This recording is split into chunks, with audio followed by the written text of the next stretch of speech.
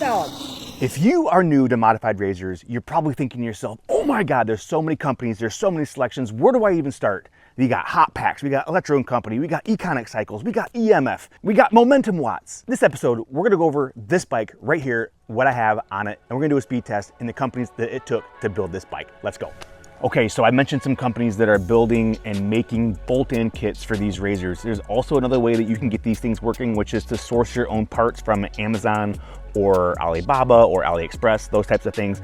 That's also an option. It might save you some money, but for the common person, probably just doing the kit, buying the kit from your favorite company or your favorite manufacturer, that might be the way to go. And we'll get to a speed test. I know y'all are dying about a speed test. I know, we'll get to it, I swear. The brakes on this bike, the front brake is one that I had left over. It's actually from Amazon. It come pre-bled with the caliper, so I just stuck it on there, routed it through, and it's good to go.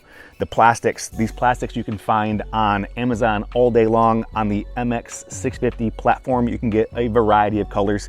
The graphics are from Amazon as well, and I'll have links for all these things down below. The wheel and tire setup is a little bit different. So this is an MX650 Razor. These are SX500 wheels and RSF 650 tires, okay?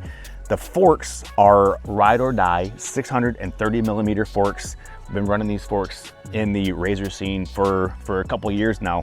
This is one of their earlier versions. They even have an upgraded version of this fork. And if you're interested in forks, there's a discount code for ride or die. It is Voltron at checkout. Moving back here, the grips are just a basic generic grip. I'll probably end up switching these out with something, you know, more fancy. The voltmeter on here is one that I sourced from Amazon, got it for like $9. I'll have a link in the description below for the link tree where you can go and you can see the Voltron Watts YouTube page, the Amazon page, the website, and all that stuff if you want to know more about how to source these parts. The headlight here is just wired into a switch on this side, and ooh, that's bright. And I just ran that to the down converter, which is underneath this faux gas tank. These handlebars are actually a $30 handlebar from Amazon, and they're decent handlebars if you ask me. I don't know that I would trust them for heavy off-road use, but for street use, no problem there. The bar pad here is just a bar pad that I got on eBay. It's not really pro taper bar, but the pad looks cool. Moving back to the middle of the bike, these pedals used to be drop pegs from a company by the name of Electro Cycle Garage, but the drop peg used to come down here. I accidentally bent the drop peg, so now they're just regular pegs. The battery is an Amorge battery. It's 130 amps continuous, 72 volts, and it's 24 amp hours. It's a pretty common battery, and it's a good amount of power for a bike of this size. 130 amps continuous. It'll probably, I bet when we do our speed test, I haven't done it yet. Full disclosure, I haven't done it yet. I bet we're probably gonna get 50, 55 miles an hour out of that battery. One of the super important parts of a bike, I wouldn't say one, but one of three of the super important parts of an electric motorcycle is the controller. This controller is a Fardriver 72450 from Econic Cycles, and it's not only just any Fardriver, it was tuned by Ryan Goodyear. Ryan's kind of the tuning guru when it comes to Fardrivers. If you have a Fardriver or you want to build a bike with a Fardriver, I'll put his contact information below so you can reach out to him and see what he thinks about your setup. The motor here, this is a Kunray KR5. This is the first Kunray that I've installed or ridden, and I gotta say, this thing kicks ass. It's a beast in here. It's only at, I say only at 130 amps, but I've been riding around a little bit. This thing is a beast, and we'll show you that in the speed test. But the Kunray KR5 is also from Econic Cycles. If I didn't mention it earlier, the discount code for Econic is Voltron5 at checkout. They do controllers, they do batteries, they do motors, they do wheels, they do tires.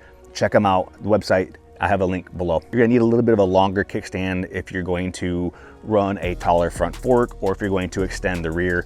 A lot of times if you just run that stock Razor kickstand, it's gonna be really short and that bike's gonna lean way over.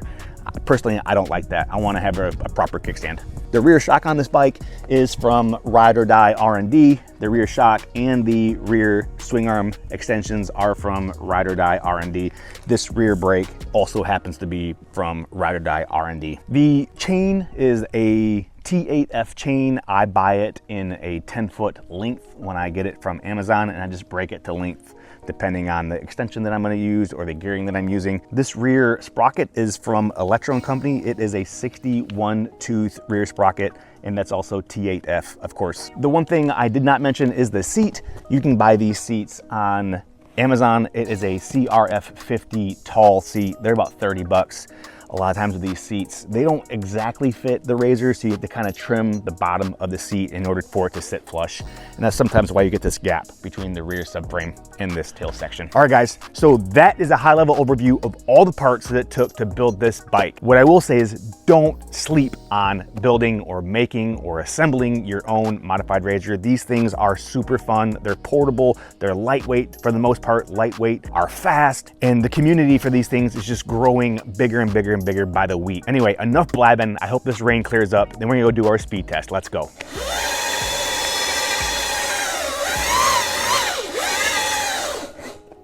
Okay. All right, y'all, so we are at the Voltron Watts testing ground. This is where I do most of my speed tests. It is a draggy approved course. I'm gonna do a drag one way, and then I'm gonna turn around and do the exact same drag the same way back, just so that there's no discrepancies in slope or the way that the wind could change or affect the speed that we're gonna get. So I'm gonna go one way and then back. Let's go. The phone GPS here, hopefully the GPS on the GoPro is also working, and we are right at 83 volts. It took me a little bit here to get to the track. Speed test round one, let's go.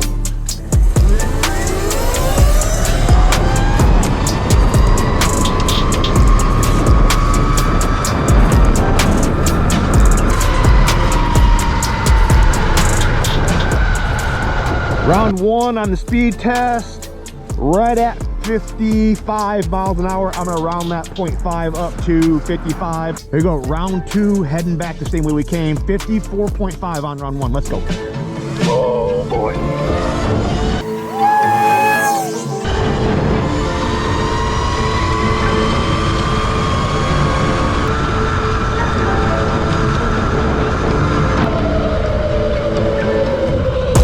50.7 on that run. All right, y'all, so that's a couple speed runs on the MX650. I don't know that I mentioned the gearing on the front of the bike. So it's a 9-tooth front and it's a 61-tooth rear. And with this configuration, what I've noticed is the power that this bike has. It wants to wheelie on you. It wants to come up, which is not a bad thing depending on what you want. So a couple things that you can do, if you want a higher top speed, you can get a smaller rear sprocket, and then that'll give you a higher top speed, but it might take away some of that down low torque. So it just kind of depends on what you want. Anyway, I kind of want to show you guys in some additional kind of like bonus footage after I close the video out of just how torquey this bike is. And I'm practicing my wheelies because, well, frankly, everybody wheelies and I don't, and I suck at wheelies. So if I break my neck, maybe at least I get it on camera. Later, guys. Thank you for watching. Thanks for being here. If you found any use in the content, please consider liking, subscribing, doing this social media thing. I appreciate you guys. Thanks so much. God damn. Okay, I'm a little scared. I'm gonna fall on my ass. Ugh. I'm okay. All right, I'm done. Surroundster, come teach me how to do a wheelie or something, bro. Golly. I hurt my back a little bit. Oh well.